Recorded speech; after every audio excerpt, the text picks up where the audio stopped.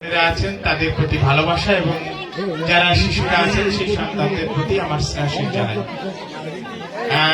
গুরুচাঁদ ঠাকুরের কথা এখানে হয়েছে। তিনি একটা কথা বলেছিলেন যে ধানের তুল্য ধন নাই, গানের তুল্য সাধন নাই।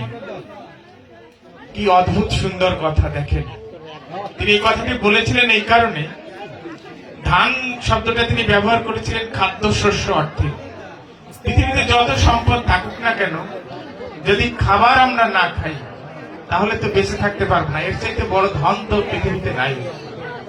আর গানের তুল্য সাধন না, এই কথা বলেছিলেন এই কারণে যে যত ধরনের সাধন আছে, এই যে গান, এই গানের মধ্য দিয়ে যেভাবে আমরা নিজেদেরকে লয় করতে পারি।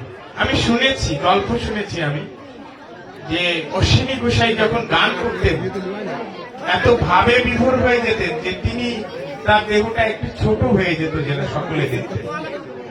বলে এই যে গান, বিশেষ করে কবি গান, এটি হচ্ছে আমাদের বাংলার সংস্কৃতির প্রথমত নিজস্ব ধারা। দ্বিতীয়ত এই সংস্কৃতি, এই যে এখন সবাই মা বোন মিলে আমরা শুনতে পারি, এই ধারাটি তৈরি করেছিলেন কবি রসরাজ তারক সরকার। সেই ধারা যারা আজও বাঁচিয়ে রেখেছেন, আমার সামনে একজন চারণ কবি আছেন, আমার ভাই সুজন সরকার। সেই সুজন সরকার সহ যারা এই চারণ কবিরা এই ধারাটিকে এখনো বাঁচিয়ে রেখেছেন, তাদের প্রতি আমার অশেষ কৃতজ্ঞতা। আমি এখনো তাদের জন্য কিছু করতে পারিনি, আমার করার আকাঙ্ক্ষা আছে। আমি সেই আকাঙ্ক্ষার কথা এখানে বলবো না, আমি শুধু সেই ভালোবাসার কথাটুকু বললাম। আপনারা যারা এখনো এই সংস্কৃতি বজায় রাখার জন্য চেষ্টা করে যাচ্ছেন, এখানে অনুদান রাখছেন, তাদের প্রতিও আমি বিনম্র শ্রদ্ধা জানাই। আমি সামান্য দুই একটি কথা বলে আপনাদের সেই সঙ্গীত বা সেই কবিগান শোনার পরিবেশটি করে দেব। আমি আপনার ঘরের সন্তান। দেশের বর্তমান পরিস্থিতি আপনারা সকলে জানেন এবং বোঝেন। এই পরিস্থিতিতে আপনার ঘরের একজন সন্তান, সে বুক চিতিয়ে দাঁড়িয়েছে এই কারণে যে এই দেশ, এই জাতি, এই সমাজ যে সংকটের মধ্যে আছে, সেই সংকট থেকে এই জাতিকে উত্তরণের জন্য তার যতটুকু ক্ষমতা আছে সেই ক্ষমতাটুকু দিয়ে সে ভূমিকা রাখতে চায়।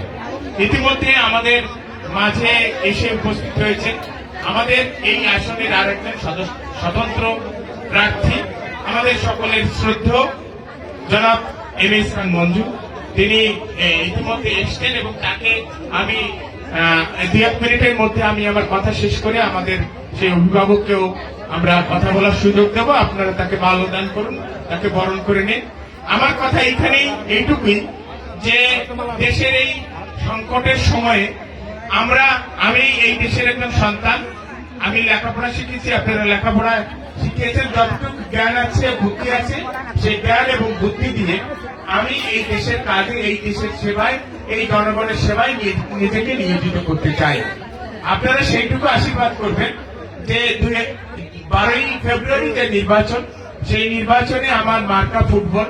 আপনারা আপনাদের প্রার্থনায় আমার নামটি রাখবেন, অন্তরে আমার নামটি রাখবেন। ফুটবল মার্কা আপনাদের মার্কা। আপনাদের বিবেচনায় যা ভালো মনে হয় ফুটবল মার্কায়, আপনাদের মার্কার কি জয় পরাজয় হবে সেটা আপনারা নির্ণয় করবেন।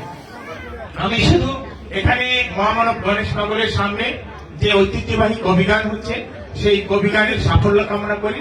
মহামানব গণেশ পাগল, ঠাকুর হরিচাঁদ, গুরুচাঁদ, তারা যে অসাম্প্রদায়িক সমাজ নির্মাণ করতে চেয়েছিলেন, তারা যে বর্ণবাদ বিরোধী সমাজ নির্মাণ করতে চেয়েছিলেন, সেই বর্ণবাদ বিরোধী সমাজ, সেই অসাম্প্রদায়িক বাংলাদেশ নির্মাণের ক্ষেত্রে আপনাদের ঘরের সন্তান হিসাবে আমিও যেন একটা ভূমিকা রাখতে পারি, সেই আশীর্বাদ করবেন। সেই আশীর্বাদ প্রার্থনা করে আপনাদের সকলের চরণে আমার প্রণতি জানিয়ে আমি আমার কথা শেষ করছি।